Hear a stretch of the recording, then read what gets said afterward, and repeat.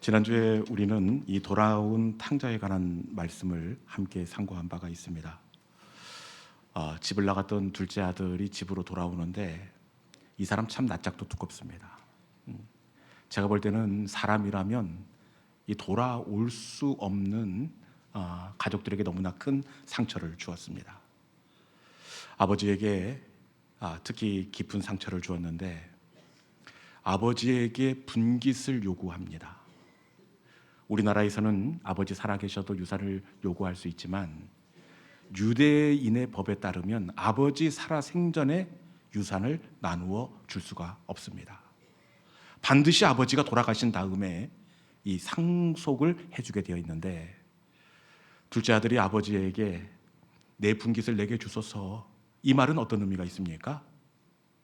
아버지 제발 살 만큼 사셨으니까 이제 유산 남겨주시고 아버지 돌아가시라고. 여러분, 이거 할 말입니까? 아버지에게 너무 지울 수 없는 상처를 준 이 사람이 어떻게 집으로 돌아올 수 있습니까?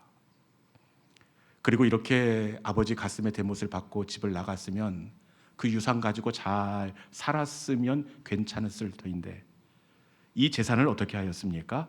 창기와 함께 먹어버렸나이다. 허랑방탕하여 그 유산을 전부 날려버리고 말았습니다. 그리고 먹고 살 길이 없어서 유대인으로서는 도저히 해서는 안 되는 이 돼지 치는 일을 하게 되었습니다. 여러분, 금이완양도 아버지 가슴에 상처를 주었기 때문에 어려운데 빈 털털이 거지가 되었는데 무슨 낯짝으로 아버지 집에 돌아올 수가 있겠습니까? 그럼에도 불구하고 이 둘째 아들이 돌아올 수 있었던 것은 인생의 가장 깊은 그 나락에서 가장 좋은 것을 붙잡았기 때문이 되는 줄로 믿습니다. 가장 인생의 깊은 밑바닥 돼지우리에서 얼마나 많은 이 경우의 수가 많았겠습니까? 지난 날을 후회하면서 낙심을 붙잡을 수도 있고 자신을 말리지 않았던 형님과 아버지께 원망할 수 있는 원망을 붙잡을 수도 있었습니다. 그런데 이 낙심의 자리, 가장 어려운 자리에서 이 탕자는 잘한 것 한 가지가 있다면 그것은 바로 내 아버지 집에는 얼마나 양식이 많은가. 가장 어렵고 힘든 그 자리에서 아버지 집을 붙잡고 하나님을 붙잡았기 때문입니다. 여러분, 하나님의 사람은 많은 경우의 수 가운데에서 아버지 집, 하나님의 집, 말씀을 붙잡는 사람이 하나님의 사람, 축복의 사람이 되는 줄로 믿습니다. 그런데 넘어지는 사람들을 보면 그 특징이 한 가지가 있는데 긴 장고 끝에 무엇을 붙잡느냐. 오랜 고민 끝에 붙잡는다고 붙잡는 것을 보면 꼭 엉뚱한 것을 붙잡습니다. 오랜 고민 끝에, 장고 끝에 붙잡는다고 붙잡는데 여러분, 원망을 붙잡고 포기를 붙잡고 공동체를 떠나는 것을 붙잡는 경우가 대부분입니다. 여러분, 그런데 하나님의 사람은 어렵고 힘든 그 자리에서 하나님을 붙잡고 기도를 붙잡고 말씀을 붙잡는 사람이 하나님의 사람이 되는 줄로 믿습니다. 이 시간 저와 여러분 가운데 붙잡음의 은혜가 있기를 주님의 이름으로 축원합니다. 오늘 우리가 나누게 될 말씀은 이스라엘 백성들의 역사 가운데서 가장 아슬아슬한 시간을 배경으로 하고 있습니다. 역사 속에서 이스라엘 백성들이 아슬아슬했던 그런 사건들이 많이 있었습니다. 그런데 이번에는 진짜 바람 앞에 등불처럼 금방이라도 꺼질 것 같은 가장 아슬아슬한 상황, 이 상황이 오늘 본문의 사건입니다. 지금 이스라엘 백성들이 고국에 있는 것이 아니라 바벨론의 포로로 붙잡혀가 있습니다. 여러분, 고국 땅에서 쇠사슬에 묶여서 먼 바벨론으로 징용당하는 것, 이것도 굉장히 아슬아슬한데 이때 더 난처한 상황이 겹치고 말았습니다. 이 바벨론의 있었던 그 왕이 무슨 마음이 들었던지, 아니 갑자기 포로로 끌려온 이스라엘 백성들, 이 민족을 인종 청소하기 위한 말도 안 되는 칙령을 지금 발표하고 있습니다. 갑자기 바벨론 왕이 이스라엘 백성 전체를 정리하려고 칙령 하나를 발표하는데 무시무시합니다. 그 칙령의 내용이 본문 3장 13절에 있는데, 바벨론 왕의 이스라엘 백성 인공청소 칙령의 조항을 우리가 함께 살펴보도록 하겠습니다. 13절에 있는 말씀 같이 한번 읽어볼까요? 자, 시작. 이에 조소를 역졸에게 맡겨 왕의 각 지방에 보내니 12째 달 곧 아달월 13일 하루 동안에 모든 유다인을 젊은이, 늙은이, 어린이, 여인들을 막론하고 죽이고 도륙하고 진멸하고 또 그 재산을 탈취하라 하였고. 아멘.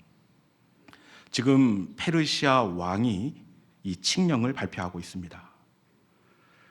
칙령의 내용을 보니까 그냥 이스라엘 백성들을 죽이라 이렇게 하면 될 터인데, 이 말씀에 보니까 너무 섬세하고 구체적으로 언급하고 있습니다. 그냥 이스라엘 백성이 아니라 말씀에 보니까 젊은이, 늙은이, 어린이, 여인, 이 페르시아 왕의 감정이 그대로 느껴지는 대목입니다. 그리고 죽이는 것도 그냥 죽이라 그러면 될 터인데 죽이고 도륙하고 진멸하고, 이 페르시아 왕이 단단히 마음이 불편한 것을 우리가 읽어낼 수가 있습니다. 그리고 결정적으로 진멸하고 그 재산을 탈취하라, 이것이 문제입니다. 이스라엘 백성들 나를 정하고 진멸한 다음에 그 진멸한 주변에 있는 사람들이 이스라엘 백성들의 재산을 탈취하여 가질 수 있다, 이렇게 이야기합니다. 여러분, 이스라엘 백성들 입장에서는 굉장히 난처한 상황이지만 진멸하면 그 집 재산이 내 것이 된다는 이 왕의 칙령이기 때문에 주변에 있는 백성들에게 이것은 복음입니다. 여러분, 지금 왜 바벨론 왕이 어린이, 늙은이, 남자, 여자 이렇게 구체적으로 진멸하고 죽이고 도륙하라 이런 칙령을 발표하고 있느냐? 그 이유가 있는데, 그것은 지금 페르시아의 권력 서열 1위였던 하만이 이 유대인들에게 말도 안 되는 이 프레임, 혐의를 씌웠기 때문에 그렇습니다. 이 하만이 유대인들을 도륙하기 위해서 어떤 허물, 어떤 프레임을 씌우고 있느냐? 우리 본문 3장 8절에 있는 말씀 한번 읽어보겠습니다. 하만이 이스라엘 백성들에게 누명을 씌우는데 그 누명의 내용이 이렇습니다. 같이 한번 읽어볼까요? 자, 시작. 하만이 아하수에로 왕에게 이르되 한 민족이 왕의 나라 각 지방 백성 중에 흩어져 거하는데 그 법률이 만민의 것과 달라서 왕의 법률을 지키지 아니하오니 용납하는 것이 왕에게 무익하나이다. 아멘. 하만이 뒤집어 씌운 누명의 내용을 보니까 왕의 법률을 지키지 아니하나이다. 아마 이스라엘 백성들이 붙잡고 살아가는 이 율법을 가리키는 것 같은데, 여러분, 이 율법을 왕의 페르시아 국법보다 위에 놓고 있습니다. 왕의 법률을 지키지 아니하나이다. 그러면서 이어지는 말씀을 보니까 이것을 용납하면 왕에게 무익하나이다.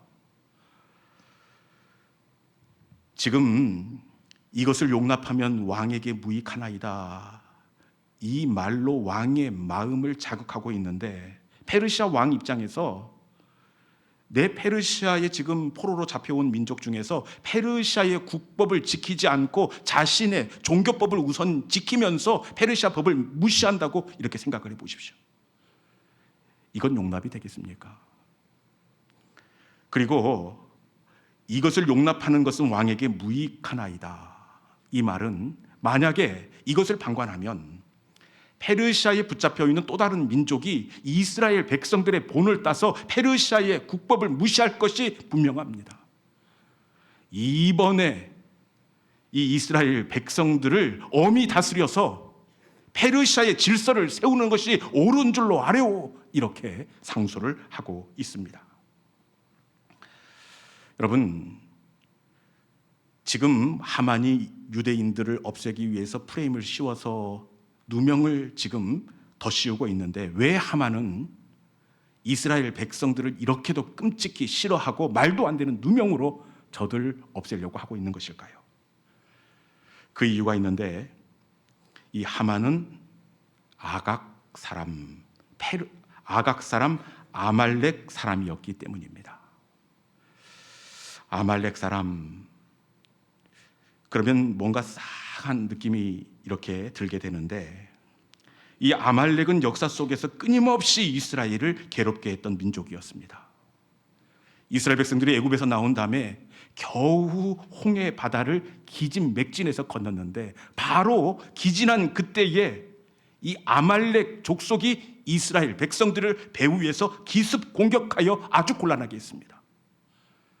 우리가 잘 아는 말씀, 모세가 손을 들면 이스라엘이 이기고 손이 내려오면 아말렉이 이기고. 여러분, 역사 속에서 아말렉은 끊임없이 이스라엘을 공격하고, 그러면 이스라엘은 가만히 있겠습니까? 이스라엘은 이후의 사울 왕 때에 보면 아각 왕을 사로잡고 그들의 모든 민족을 진멸할 뻔한 큰 전쟁의 대승을 거둔 바가 있습니다. 역사 속에서 이렇게 눈에 가시 같았던 존재가 바로 이스라엘 백성입니다. 그런데 내가 권력 서열 1위인 페르시아의 포로로 그들이 통째로 붙잡혀 와 있습니다. 여러분, 이것을 잘만 이용하면 이번 기회에 완벽하게 이스라엘 백성들을 정리할 수가 있습니다. 그러자 고심 끝에 이 하만이 내 손에 피 묻히지 않고 국가 권력을 이용해서 정당하게 이스라엘 백성들을 정리할 수 있는 방법 하나를 생각해냈는데, 그것이 바로 율법을 페르시아 법보다 우선한다.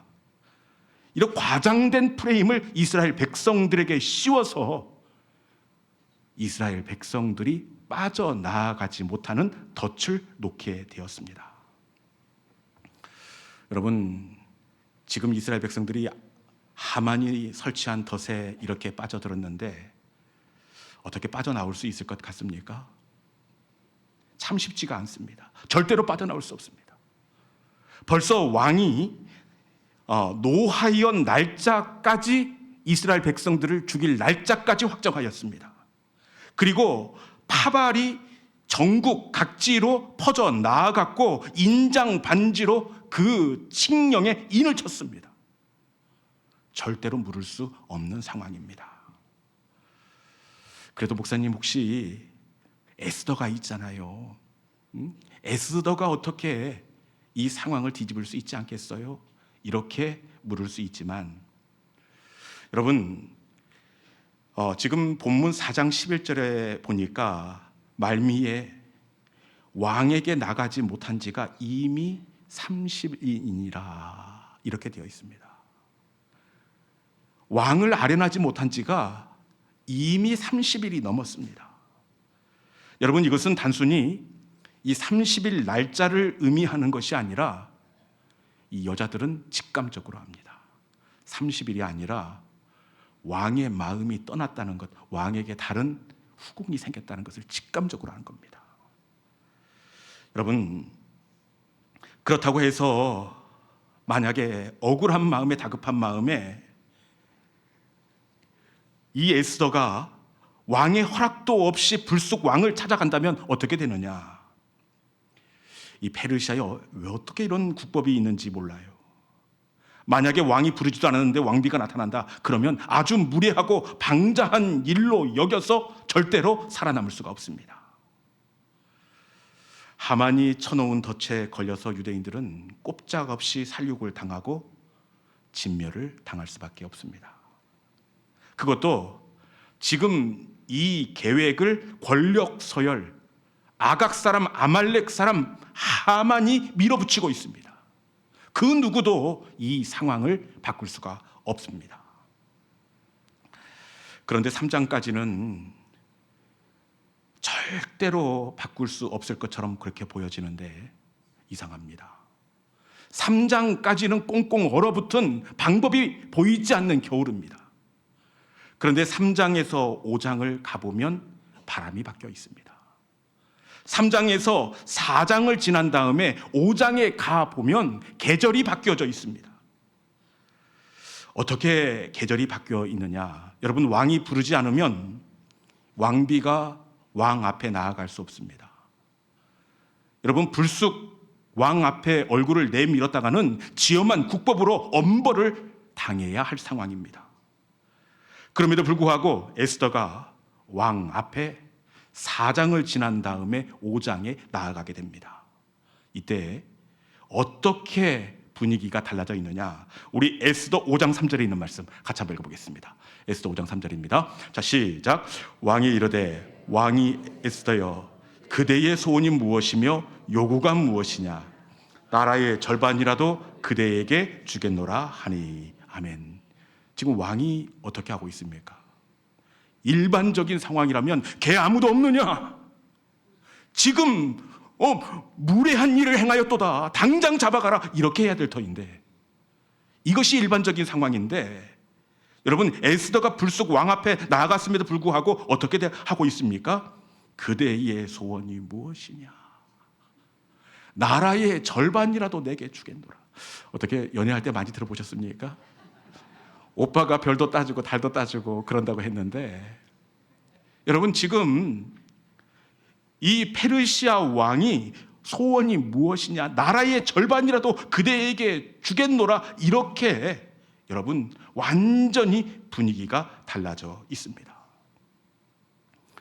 그리고 이 3장에서 5장, 4장을 지나면서 그 다음부터 이 분위기, 계절이 바뀌게 되는데, 왕의 마음만 달라진 것이 아니라 또 무엇이 바뀌고 있느냐? 우리 에스더 7장 10절에 있는 말씀 같이 한번 읽어봅시다. 에스더 7장 10절입니다. 자, 시작. 모르드게를 매달려고 한 나무에 하만을 다니 왕의 노가 그치니라. 아멘. 원래 하만이 그 이스라엘 백성들의 지도자였던 이 모르드게를 자신의 마당에 장대에 달아서 죽이려고 장대를 세웠습니다. 그런데 말씀해 보니까 어떻게 되어 있습니까? 모르드게를 매달려고 한 나무에 하만을 매달았다. 하만을 매달고 있습니다. 여러분, 3장까지만 해도 하만이 쳐놓은 덫에서 벗어날 수 없을 것처럼 그렇게 보여졌습니다. 그런데 4장을 지나면서 분위기가 바뀌고 상황이 바뀌고 계절이 바뀌고 있습니다. 도대체 4장에 무슨 일이 있었기에 4장을 지나면서 바람이 바뀌고 계절이 바뀌고 분위기가 달라지게 되었느냐? 도대체 4장에 무슨 일이 있었을까요? 우리 에스더 4장 1절에 이런 말씀, 도대체 4장에서 무슨 일이 있었기에 5장의 계절이 바람이 바뀌게 되었는지 4장 1절에 있는 말씀 같이 한번 읽어봅시다. 자, 시작. 모르드게가 이 모든 일을 알고 자기의 옷을 찢고 굵은 베옷을 입고 재를 뒤집어 쓰고 성중에 나가서 대성통곡하며. 아멘. 여러분, 4장이 무슨 일이 지금 시작되고 있습니까? 이 하만의 덫에서 죽을 수밖에 없는 상황 가운데 있었지만 모르드게가 베옷을 입고 재를 뒤집어 쓰고 어떻게 했다고요? 대성통곡하며. 여러분, 이것은 단순히 슬픔을 나타내는 의미가 아니라 우리 하나님 앞에 가장 간절한 마음을 쏟아놓은 그때가 재를 뒤집어 쓰고 베옷을 입는 의미입니다. 말씀해 보니까 하나님 앞에 어떻게 기도했다고요? 대성통곡하며. 대성통곡하며. 이날 어떻게 이 다 큰 성인 모르드게가 대성통곡했는지 알 수는 없지만, 여러분, 베옷을 입고 재를 뒤집어 쓰면서 하나님 앞에 대성통곡하며 마음을 쏟아놓고 기도했다는 사실입니다. 그리고 이 모르드게만 이렇게 기도한 것이 아니라 오늘 본문의 주인공인 에스더도 어떻게 하고 있느냐? 4장 16절에 보니까 나를 위하여 밤낮 3일을 먹지도 마시지도 말고 기도하소서. 내가 왕 앞에 내일 아침 3일 후에 나아가게 될 터인데 3일 동안 백성들에게 기도할 것을 요청하고 있습니다. 그리고 말씀해 보면 나도 내 시녀들과 함께 3일을 기도한 후에 죽으면 죽으리이다. 3일을 기도한 후에 나아가겠다. 그렇게 말씀하고 있습니다. 여러분, 5장의 바람이 달라지고 분위기가 새로워지고 계절이 바뀌게 된 것은 그냥 시간이 되었기 때문에 우연히 그렇게 된 것이 아닙니다. 5장의 계절이 바뀌게 된 것은 바로 기도의 지점을 지나면서부터 바람이 바뀌고 새로운 계절이 시작되게 된 줄로 믿습니다. 여러분, 기도는 분위기를 바꾸고 바람을 바꾸고 계절을 바꾸는 능력이 나타나게 되는 줄로 믿습니다. 성경을 보면 이 기도하고 난 다음에 기도의 지점을 지나고 나면 항상 바람이 바뀌고 이 계절이 바뀌는 것을 우리가 읽어낼 수가 있습니다. 절대로 안 바뀔 것 같아요. 그런데 이상합니다.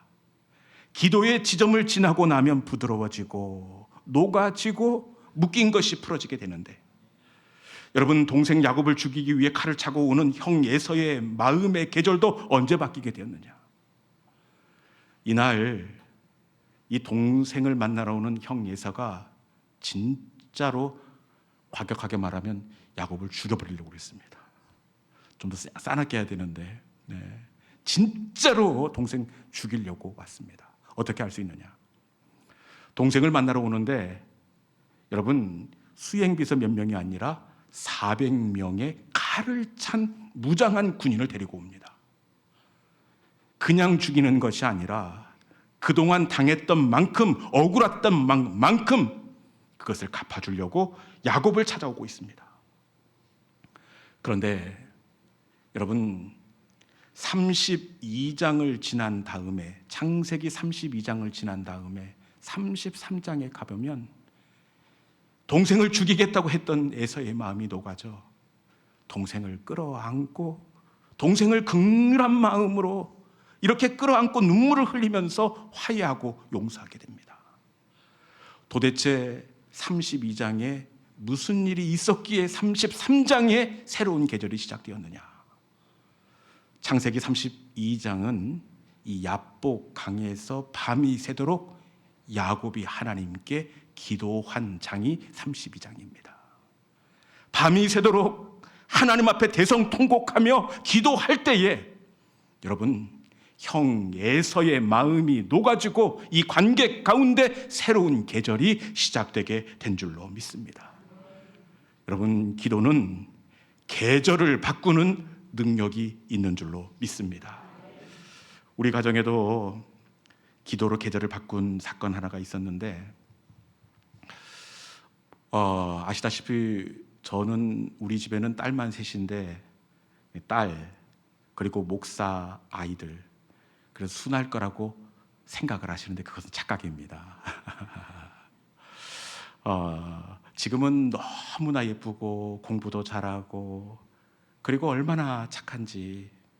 그런데 우리 둘째 아이가 사춘기를 참 심하게 그렇게 지났습니다.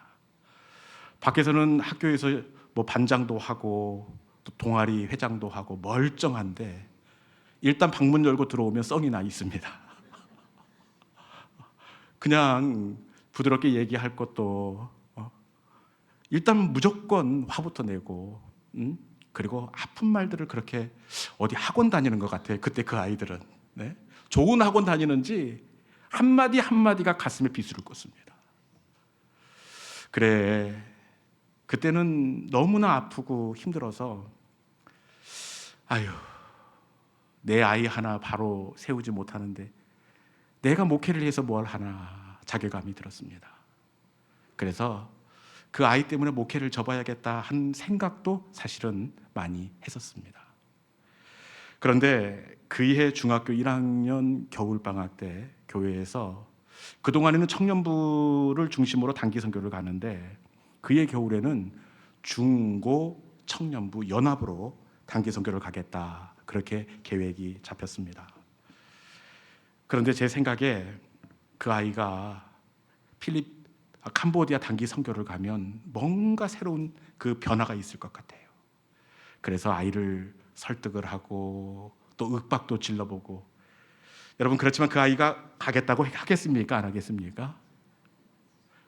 더욱더 이렇게 버티는 것은, 아빠, 중고등부에서 한 명이라도 신청했으면 내가 가겠지만 중고등부 빵명이에요. 그 어른들, 청년부 형아들하고 누나들하고 언니들하고 내가 가서 뭘 어떻게 하라고. 죽었으면 죽었지 절대로 안 갑니다. 이렇게 이야기하는 겁니다. 그래도 우리는 놓을 수가 없어서 그 아이를 놓고 계속해서 기도했습니다. 그리고 드디어 선교 첫 모임 시간이 되어서 유치부실에서 이렇게 기도회로 이 첫 번째 단추를 끼우게 되었는데, 아이들이 모여서 준비 찬양을 하는 것 같아요. 그래서 느지막이 제가 그 뒷문을 열고 들어가 봤는데, 아니, 이 아이가 언제 왔는지 동그랗게 앉은 그 사이에 서서 또 박수 치면서 찬양하고 기도하고 있는 겁니다. 여러분, 제가 어떻게 했겠습니까? 문을 닫고 제 사무실로 와서 책상에 엎드려서 그리고 그해 캄보디아에 갔다 온 다음에 아이 눈에 도끼가 빠지더라고요.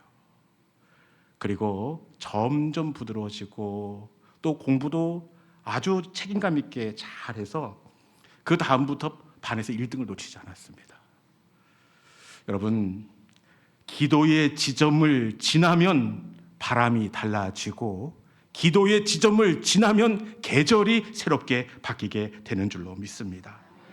여러분, 기도는 계절을 바꾸는 능력이 있습니다. 계절이 바뀌면 죽었는 줄 알았는데, 여러분, 그 앙상한 가지 가운데서도 계절이 바뀌니까 싹이 나요. 그 나무는 절대로 잎사귀를 못 피우고 꽃이 없을 줄 알았는데 계절이 바뀌니까 여러분 다시 살아나고 꽃이 피고 열매가 달리고 수고한 농부에게 기쁨을 선사한다는 사실입니다. 기도는 여러분 내가 바꾸지 못하는 계절과 바람을 바꾸는 능력이 있습니다. 우리 하나님은 우리가 기도의 지점을 지나면 우리의 상황을 바꿔주시고 역전시켜주시고 계절을 바꿔주시는 하나님이십니다. 여러분, 기도를 멈추지 마시고 계절을 바꾸시는 하나님을 바라보시고 신뢰하시면서 기도의 자리로 나아가는 우리 모든 믿음의 성도들이 될 수 있기를 주님의 이름으로 축원합니다. 이 시간에 주신 말씀 기억하면서 말씀을 붙잡고 우리가 함께 기도의 자리로 나아가기를 원합니다. 여러분, 절대로 바뀌지 않을 것 같던, 벗어날 수 없을 것 같았던 하만이 쳐놓은 덫이었습니다. 그럼에도 불구하고 4장을 지나고 난 다음부터 바람이 바뀌고 분위기가 바뀌고 계절이 바뀌게 되었습니다. 4장, 모르드게가 베옷을 갈아입고 죄를 뒤집어 쓰고 하나님 앞에 방송되고 하였습니다. 3일을 금식하며 죽으면 죽으리이다 하나님 앞에 울부짖는 에스더의 기도가 있었습니다. 기도의 지점을 지난 다음에 5장의 분위기가 바뀌고 바람이 바뀌고 새로운 계절이 찾아왔습니다. 여러분, 계절을 바꾸는 것은 기도입니다. 계절이 바뀌면 잎이 나고 싹이 나고 꽃이 피고 열매가 맺혀질 수 있습니다. 이 시간 하나님 주신 말씀 붙잡고 다시 기도의 자리로 나아가겠습니다. 계절을 바꾸시는 하나님을 내가 신뢰합니다. 이 시간에 이제 역전될 하나님의 은혜를 기억하면서 기도를 멈추지 마라. 우리 함께 찬양하겠습니다.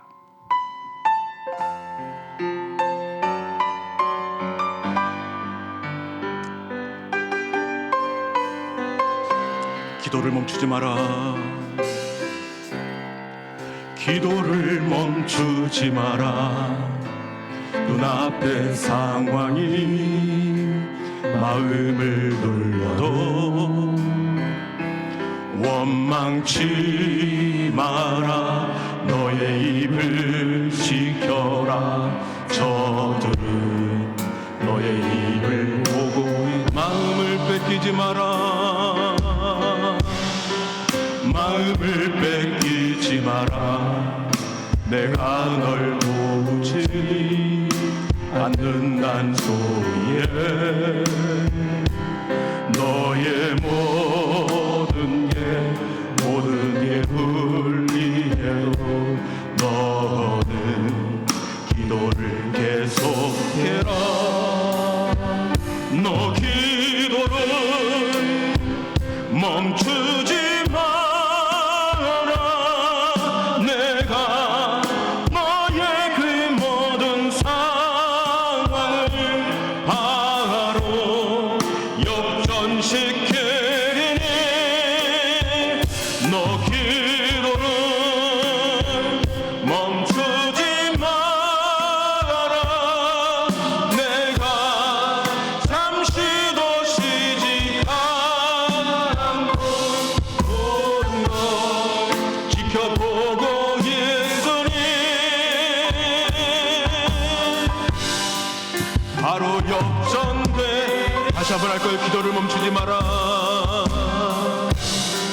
기도를 멈추지 마라. 눈앞의 상황이 마음을 눌러도 원망치 마라. 너의 입을 지켜라. 저주는 너의 입을 보고 마음을 뺏기지 마라. 마음을 뺏기지 마라. 내가 널 보지 않는단 소리에 너의 모든 게 불리해도 너는 기도를 계속 아멘.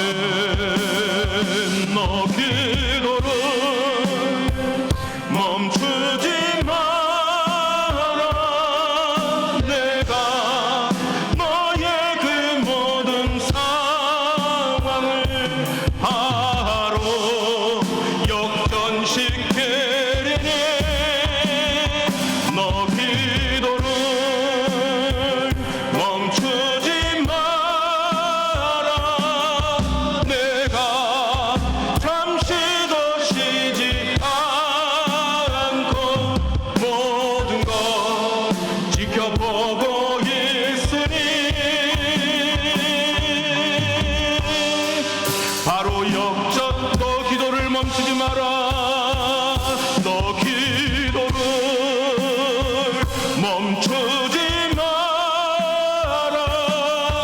내가 너의 그 모든 상황을 바로 역전시켜 아멘. 너 기도를 멈추지 마라. 내가 잠시도 쉬지 않고 모든 걸 지켜보고 있으니 바로 역전.